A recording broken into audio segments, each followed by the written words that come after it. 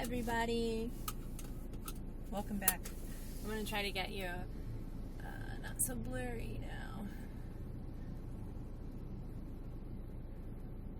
What a pain in the butt for this to be so blurry.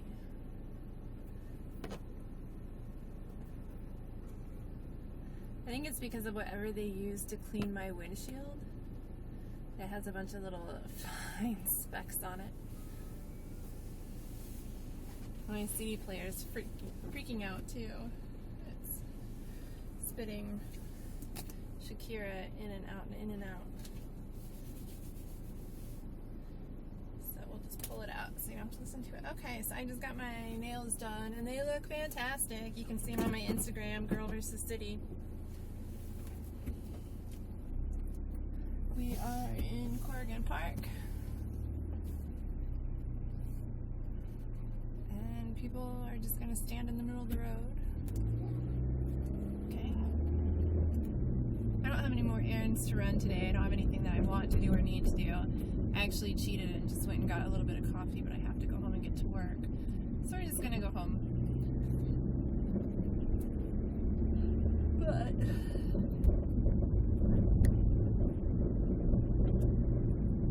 this is one of my favorite areas of town, and if you ever come to Pune as an expat, you'll probably spend a lot of time here because it's where all of the kind of like cafes are.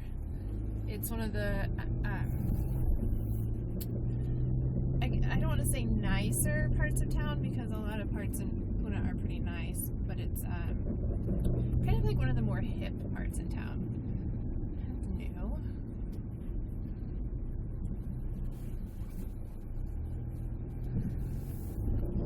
So if you ever come to India, one thing you will notice is that businesses, restaurants, and cafes come in and come out super, super, super quick. So, like that big white building we just passed on the corner, it used to be a bar called the Donkey's Ass. So, yeah, that's all I gotta say about that. If you name your bar Donkey's Arse,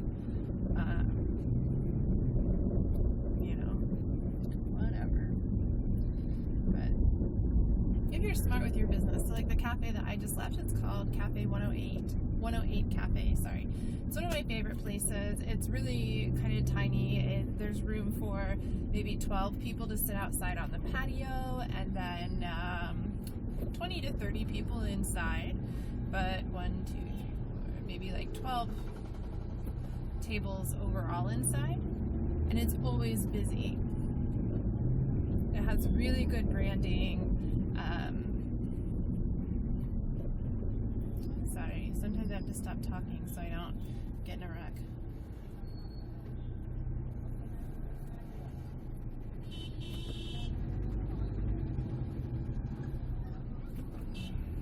Quit fucking honking. This douche behind me is just honking and honking and honking, but he's on a scooter and I'm in a car, and I can't just squeeze through.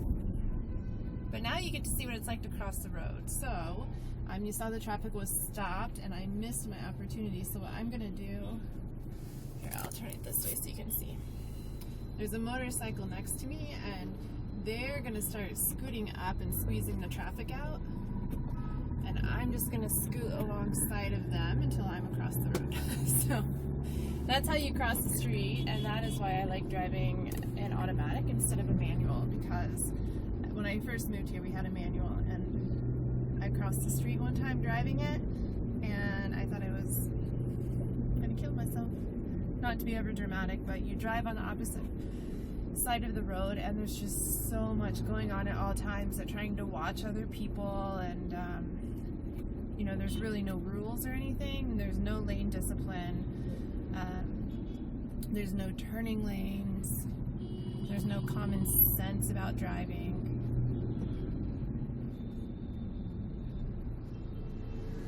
So see, like, I'm in the straight lane, and now everybody's like turning into me.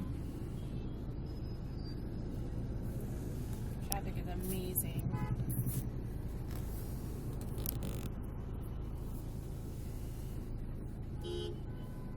And like this dude just hops off the bike and is just walking through traffic. So funny. Anyway, so if you watched my last video, then you know that right now on Instagram and on my blog and my Facebook page, we are doing a challenge. It's March 2017, if you're not watching this live, and we're doing the 30-day Feed Your Happy challenge. And this first challenge is just about exploring small things you can do every day to make yourself happy. So in future months, we'll do maybe not so broad challenges, but more focused towards exploring new things in depth. Like 1 month I want to do like a sketching challenge, things like that. But this month it's just real general. So you can see the 30-day list on Girl vs. City, on my blog at girlversuscity.com, Instagram, my Facebook, Dion Abulela. That's Dionnne, A B as in boy, Ouelela. Facebook.com/Dion Abulela. You can find the challenge on there. See, now I'm going to get cut off by a rickshaw. And this white car on my left is going to squeeze in.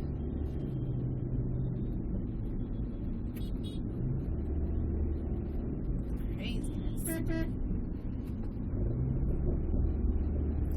So my Instagram is Girl vs. City, but we also have the 30-day challenge going on its own dedicated account, and on that account, which is Your Happy is Hungry, I am going to be posting just daily challenges all the time. So that's a lot of fun. If you want to talk to other people who are doing the challenges and meet some other like-minded individuals who just want to live a happier, healthier life full of self-care and progressing every single day of their life, then you can join our new Facebook group, which is under Feed Your Happy. So facebook.com/groups/Feed Your Happy.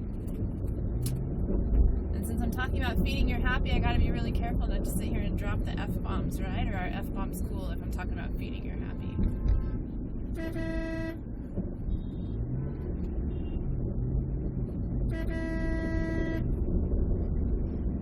People here are just, they're so dangerous. He's more concerned with that guy who is turning.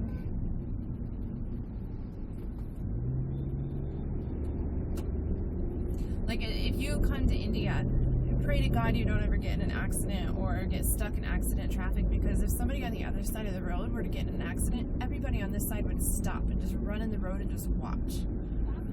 And if you're involved in an accident, or if you see an accident as a foreigner, do not stop. So, story time. My parents came to visit 5 years ago, and on their very last night, we left dinner.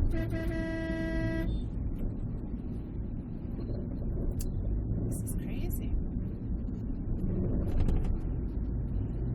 I'm only going like 15 kilometers an hour right now because these rickshaws and motorcycles.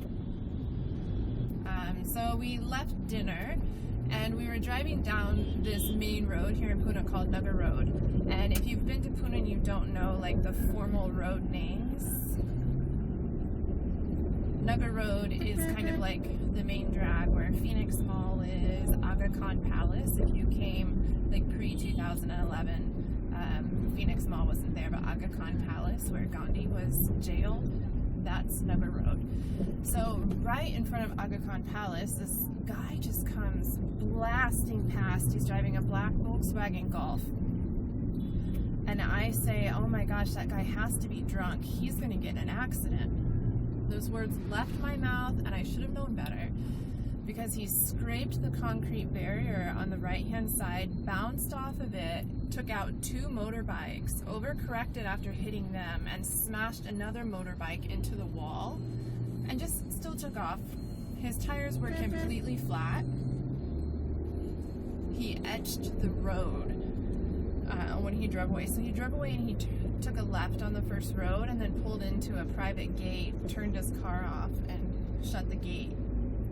My mom's a nurse, so there's bodies in the road, and it's late at night. She's like, oh my God, we have to stop and help these people. And I was like, absolutely not, you cannot. If we stop to help them as a foreigner, and if the cops are called, we're going to get blamed. They're going to take down our license plate number. They're going to ask us to pay their bills.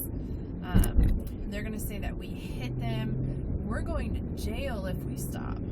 So that is not an over-exaggeration. You have to be so careful. And so oftentimes we are from societies that have basic first aid training, or who would stop, Good Samaritan, stop and help somebody who's been in an accident. Nope. Take that right out of your head.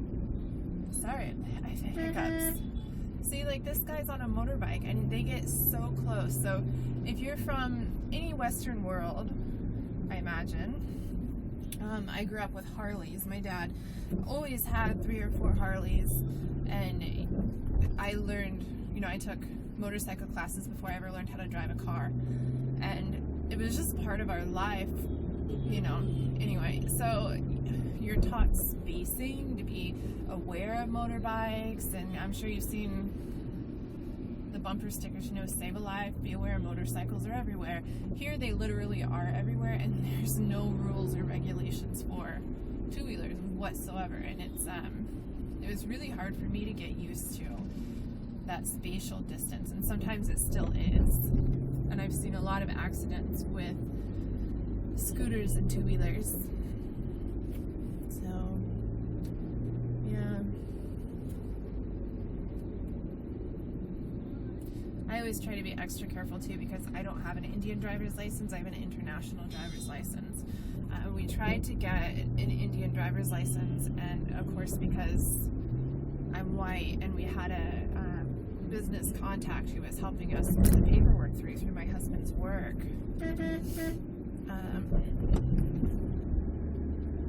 they wanted ridiculous bribes.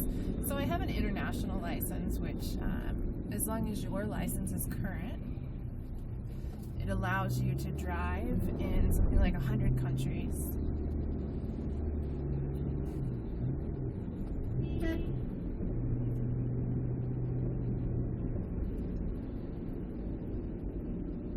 This road cracks me up because they didn't build it straight. So, like,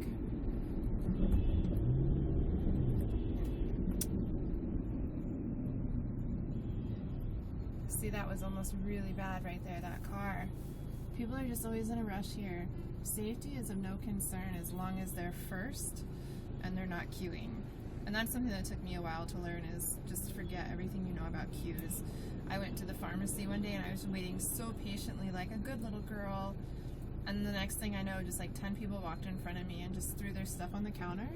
And you'll be checking out with someone and asking questions, and someone will just walk up and interrupt you and ask a question.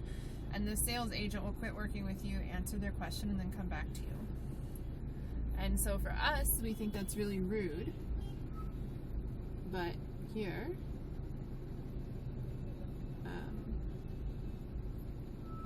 it's just normal. There's no personal space either.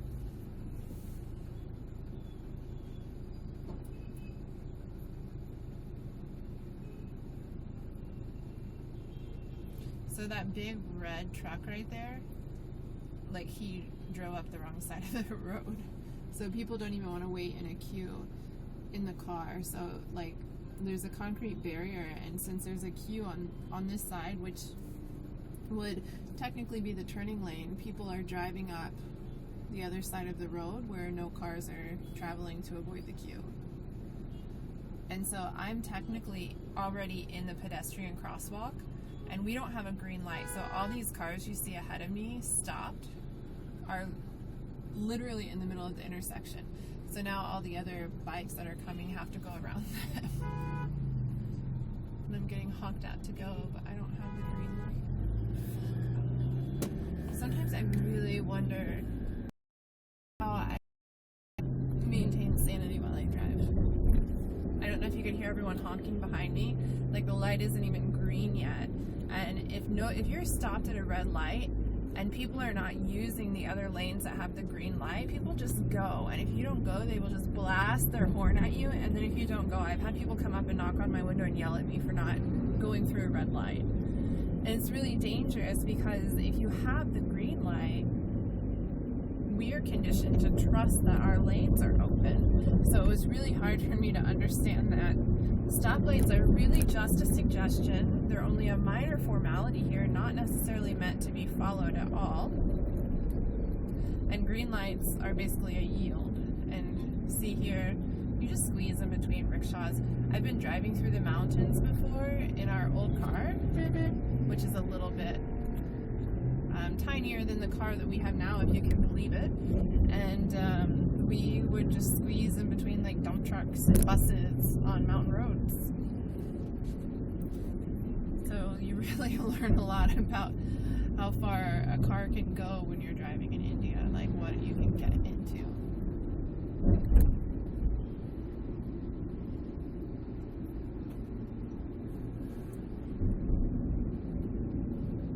Pune is in an area known as the Western Ghats. So we are inland from Mumbai. Mumbai is the closest big city. But the Western Ghats are a UNESCO World Heritage Site, biodiversity zone. They're absolutely stunning. And one day we will take a drive through the Ghats, but I will not drive through there by myself. My husband will do that. But sometimes when I'm driving, you might be able to see the mountains. So we're kind of in a little bit of a valley. We're on the other side of the Ghats. So the Ghats separate Pune from Mumbai. I'm actually going to Mumbai with my girls on Saturday. It might be fun to do a little bit of a live video while we're in the Ghats.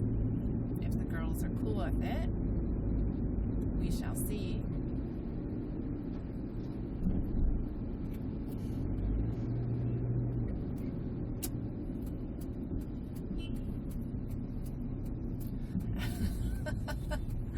So I'm going to try to turn now.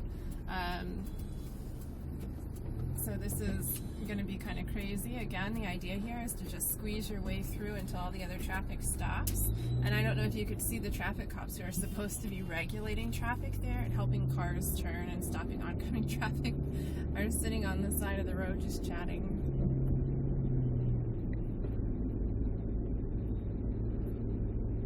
They're so funny.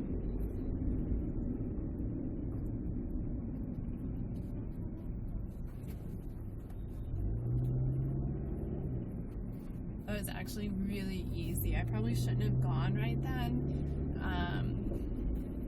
But since I had a little bit of a downtime in the one lane, I decided to go ahead and take a chance and get the other lanes shut down real quick.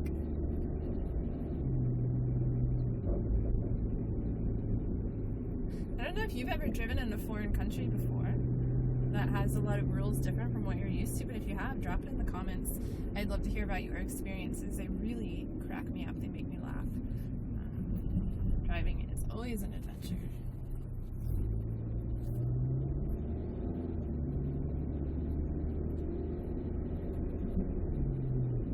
See, like that guy's washing his car on the side of the road. In the bottom of the mall, there is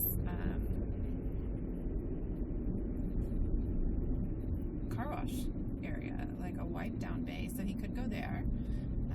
Of course, he would have to pay 20 rupees to get in, which is about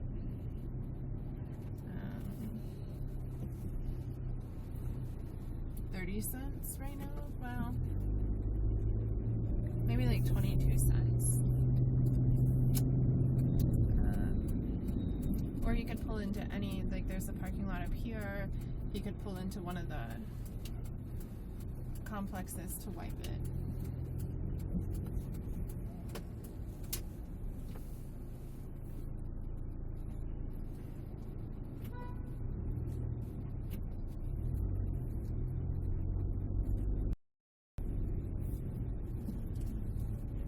It's one of our company cars. Somebody must be leaving. One of my neighbors is moving, so they're probably coordinating everything. Welcome home. So just so you know, that was a 19-minute trip, and we went a total of 3.5 kilometers, which is like a mile and a half. So welcome to India.